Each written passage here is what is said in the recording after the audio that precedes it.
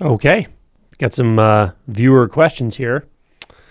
If you leave your question under the videos, I will periodically answer the ones I can, or the ones I have time to, or the ones that are clearly written. Sometimes I'm having trouble reading them, so if you take the time to write it out clearly, I have more chance of answering it. But yeah, can't get to all of them, but I will get to the ones I can. Let's see, this first one is from Corey. There's been massive restlessness for me as of recently, especially resistance toward going to bed, delaying it 3 to 4 hours. Then once I'm in bed, I may as well be laying on top of the stone slab because it's so uncomfortable. Thoughts have been uncomfortable and painful. I'm tired of the pain. It makes me cry and tense up. Even though I know it's a cloud I'm passing through, I feel isolated and unseen. Well, first of all, I see you. I've been through things like this for sure. I guess yeah, it is something that'll move through, you know that, but it doesn't mean there's nothing you can do. I guess the first thing that comes to me is find the closest thing to you, right? So for instance, laying in bed, it feels like a slab. That feels uncomfortable. Just the terminology, right? The sensations, something feels like it's pushing those sensations away. Something feels like it doesn't want to be in this experience, right? Notice that. Notice the thoughts around the experience, the slab, the bed, the fact that I don't want this, the fact that it's been going on for however long it's going on. Just notice all those thoughts, right? And see what's closer than those thoughts.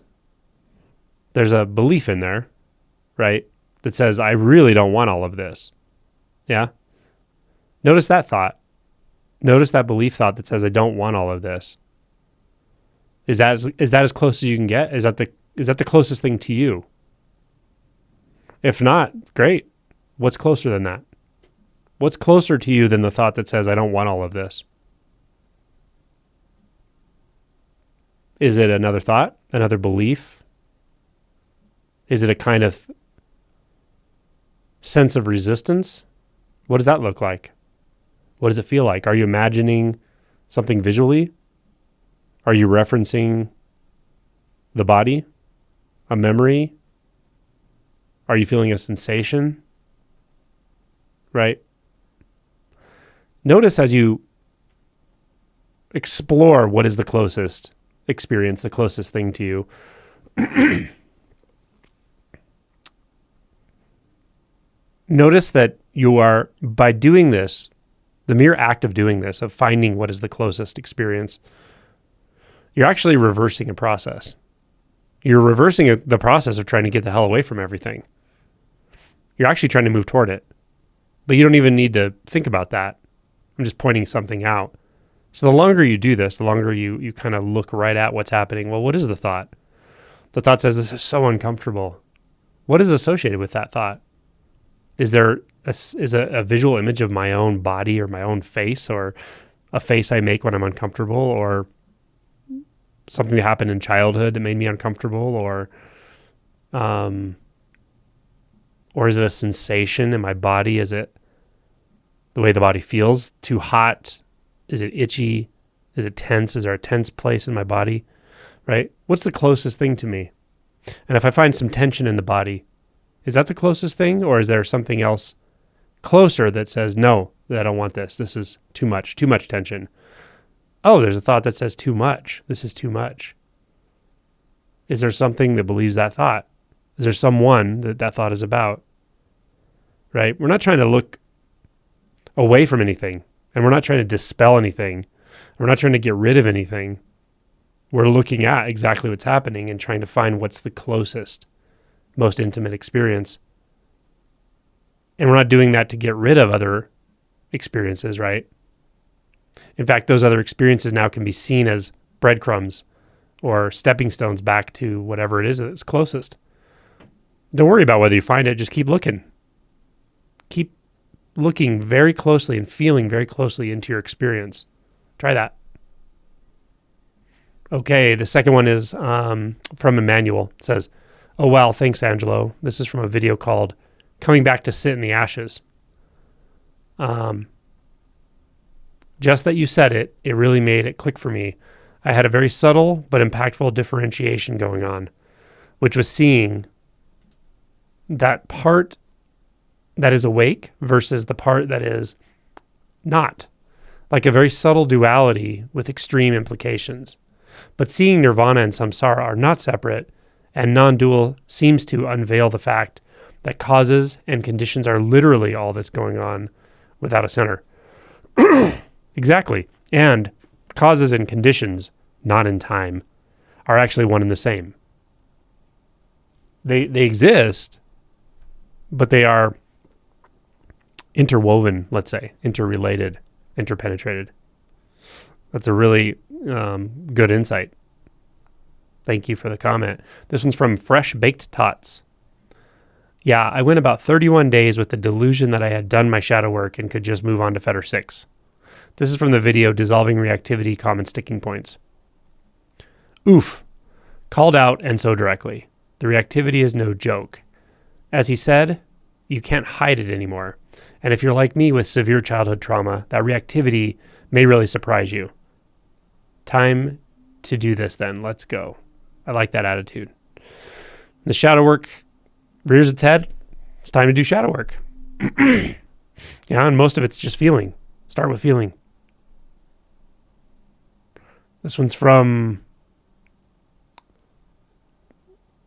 I'm not sure how to say it. Janet Rice. Maybe Janet Rice. I had an initial awakening 32 years ago. I didn't know what it was. My interpretation was that God was flowing into the top of my head. There was great love and the flow for roughly 8 months. And then my entire life and my orientation to it completely changed. Excuse me. Then shadow hit with a vengeance, and I felt I'd been kicked out of heaven. Initially, there were long periods of flow at times, but for 15 years now, shadows have come thick and hard. Have I just come in with some especially brutal density? I'm tired.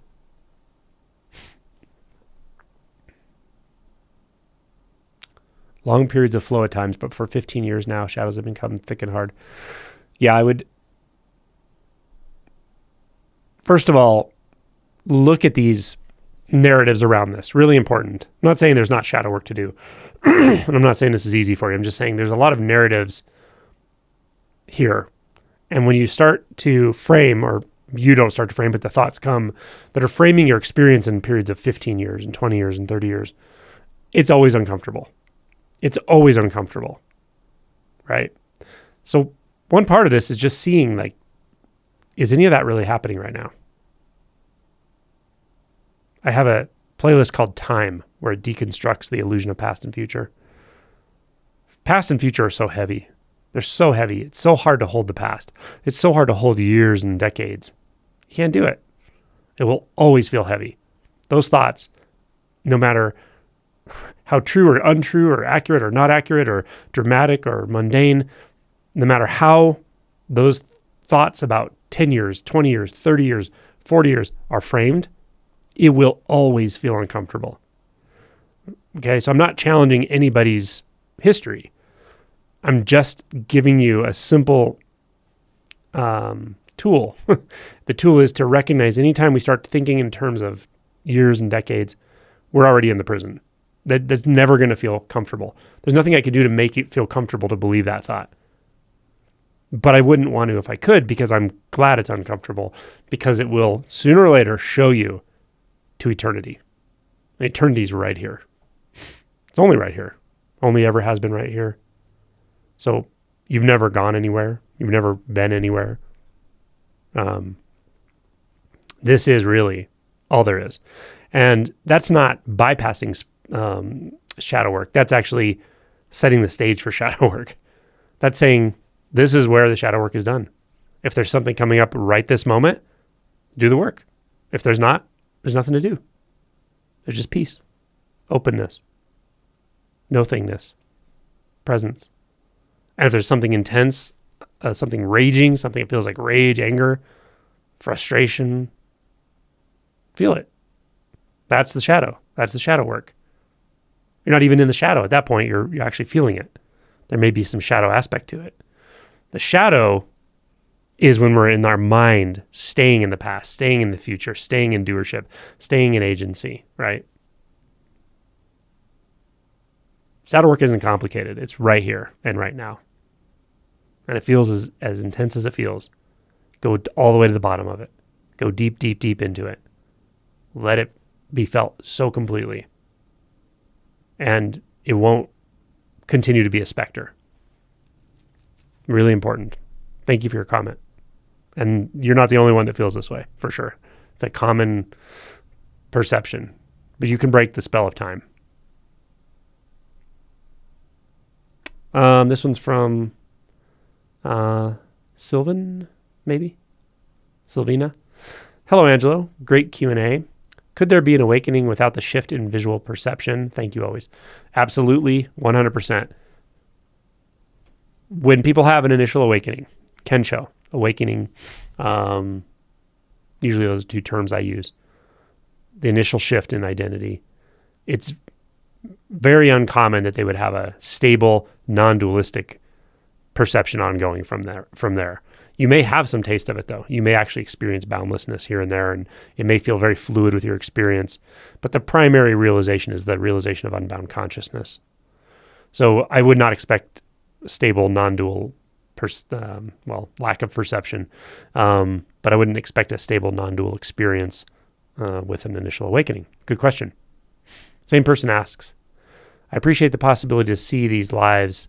They are really insightful. Is there a next one scheduled? If so, when is it going to happen? Thank you always. So I do lives twice a month. One is on YouTube, where I answer people's questions in real time that they text to me, basically. And then the other one is double barrel non-duality, where I have a guest, and my guest and myself answer the questions in tandem. So if you are a sustaining member or above on my channel, and if you look for the join button on my channel, my main channel page, it'll tell you the levels you can, whatever. But one of the perks for the level of sustaining member is you have both of those live every month.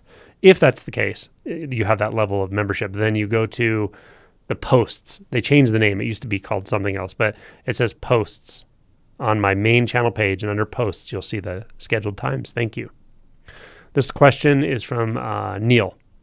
Of all your videos, this one is the one I come back to the most. Thank you. Okay. That's existential terror and loss of self. Trigger warning.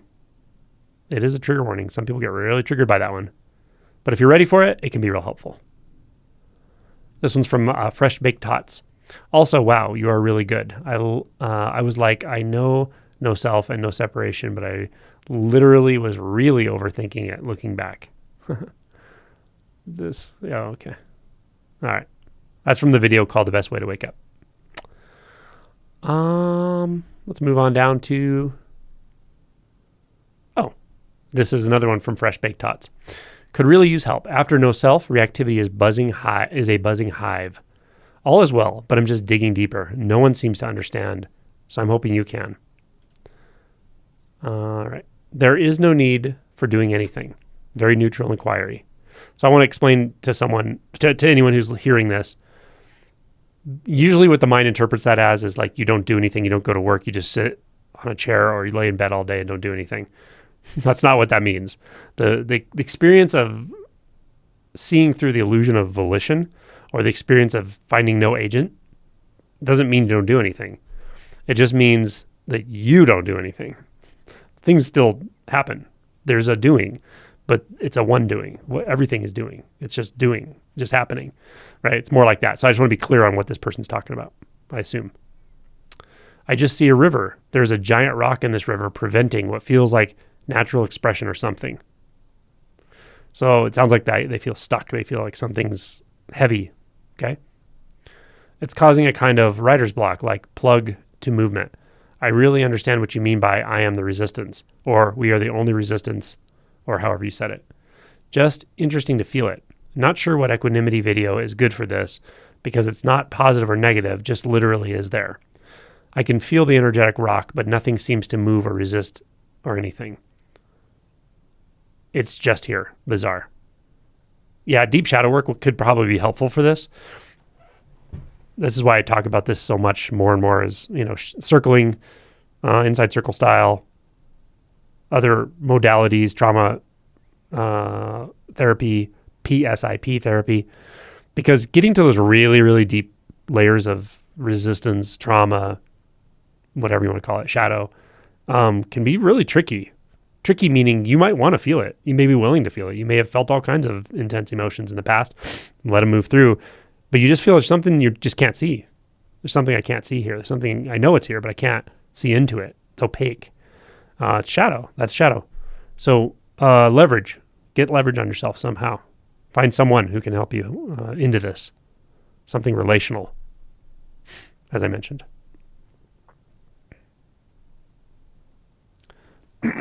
This one's from Corey.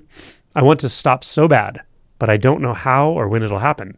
I'm open to the exit, whatever that may look like, even if it means a painful insight. Well, part of it is seeing you can't stop or not stop. You can't make the choice, right? But what you can do, so what I want to say is don't look for an exit. Look for the entry in a way, right? Awakening is an entry. It's not an exit. Even though you hear people talking about everything and nothing and everything dissolving and falling away and blah, blah, blah, blah, blah. Sure, that's true at some stage of things. But awakening itself, the initial shift, and I'm not sure if this person's talking about this specifically, but anyway, for anyone else listening, the initial shift, it's not about exiting anything. You can't exit this. Where are you going to go, right? When you realize I am sense. When you realize I am, when you realize pure being, that's exactly what you realize. There's nowhere to go. There's nowhere you could go. There's nowhere you need to go. There's no exit. Or as in Zen, the terminology would be like there's no entry or exit point. But it's a very profound recognition that it's always been here. You can't step out of the self, out of yourself. You can't step out of being because it's being that's stepping. The idea of stepping is a thought in consciousness, right? Every single wave on the ocean can be backward extrapolated or followed back into the ocean. The ocean is the ocean of being, right? The oceanic being with a capital B. Where are you going to go? How would you get out of that? Maybe it's painful because you're trying to get out of it. Stop trying to get out of it. Maybe that. Maybe not. Sometimes you just need the turning word. I don't know if that was it for you. Maybe it wasn't. This one's from Eric, the human. Hi, Eric, human. When the self disappears and there is just the knowingness at the locationless still point, what is it that knows? I would say when the self disappears, it's not, I want to be really clear and precise. I don't even know where this person's speaking from. They could have deep insight or they could be questioning this more intellectually. I don't know. But let me just be clear. The self doesn't disappear. It's just really, really obvious suddenly that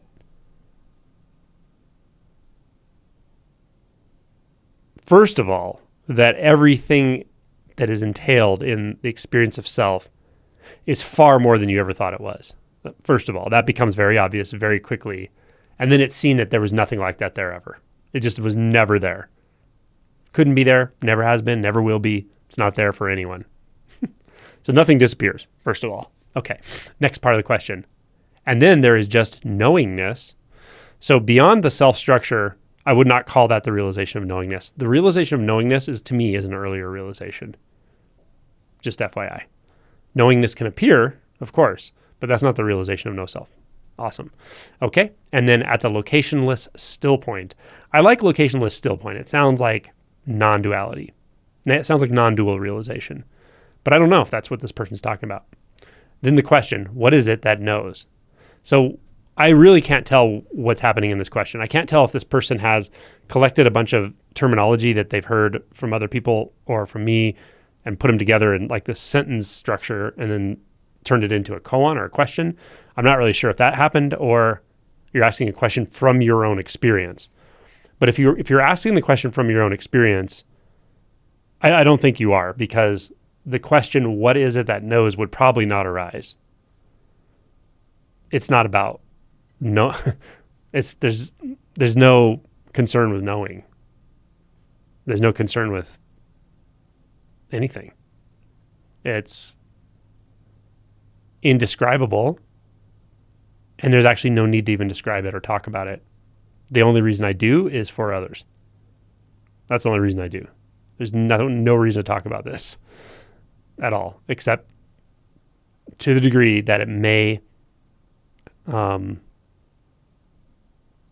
catalyze something in another who wants it to be catalyzed, who's looking for that shift, who's oriented toward a shift in realization. That's the only reason I would even talk about it. So anyway, my point is, like, from the standpoint of specifically no self-realization, there's not really the question of who or what is it that knows, because it's very, very obvious now.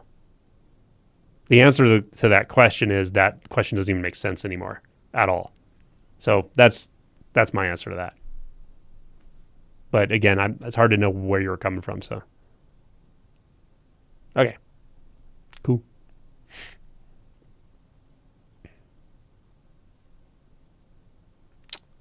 Now, okay, let me back up. If that is coming from a place of pure knowingness, from a place of unbound consciousness, and the sort of formless nature of unbound consciousness, the contentless nature of unbound consciousness, even the centerless nature potentially of unbound consciousness, if it's a really clear realization, coming from that standpoint, then the question can actually be used to lead you back to that.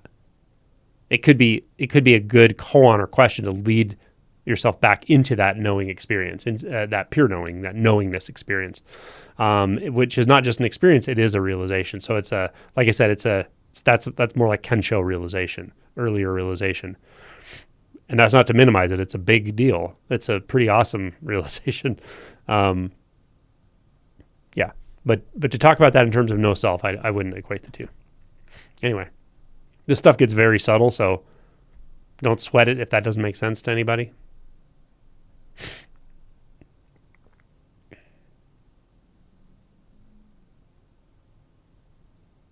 This one's from Sombra Studios. I think I don't know anything about waking up anymore. That's not bad.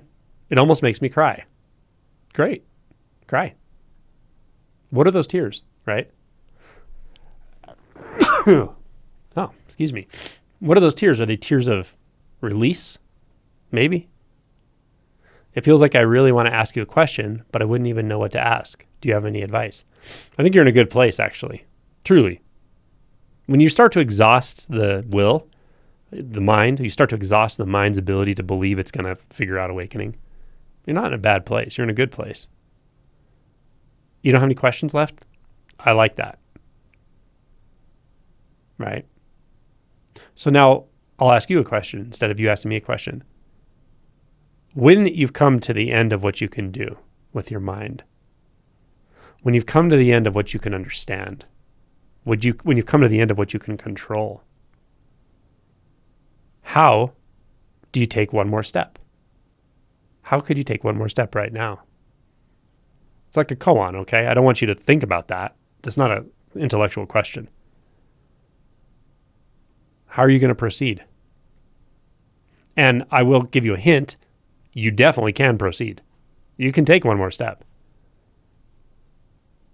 Or maybe I could say one more step can be taken.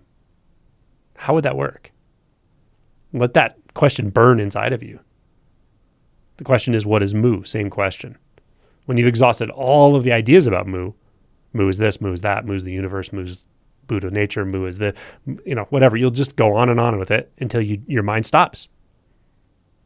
You can't do it anymore. You've exhausted your will. You've exhausted your intellectual curiosity. But guess what?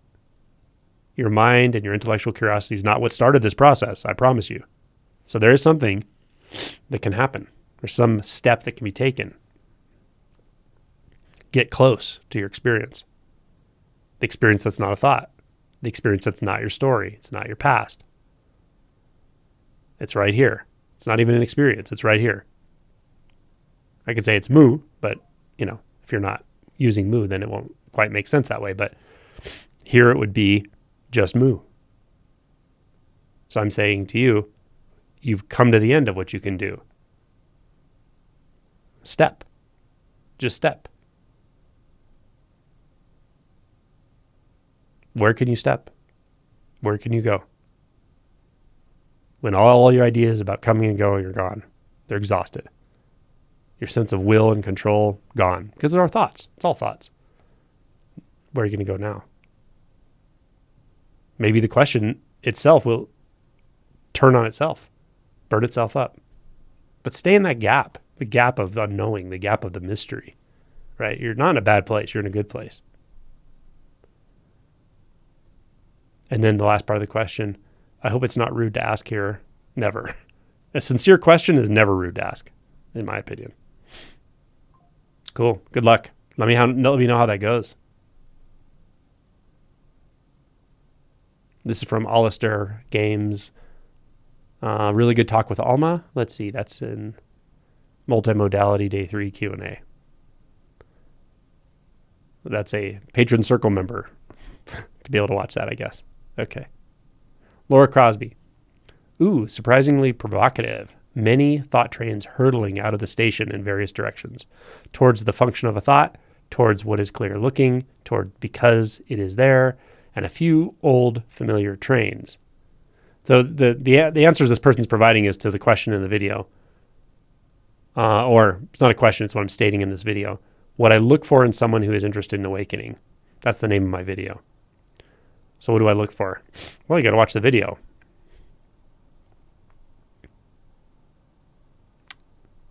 In particular, jumping on and off the high-speed impression management. Yeah, this will all make sense if you watch the video.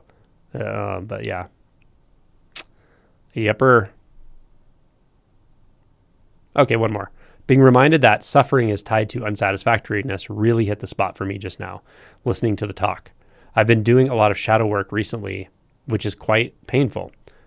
But is it unsatisfactory? Really good question.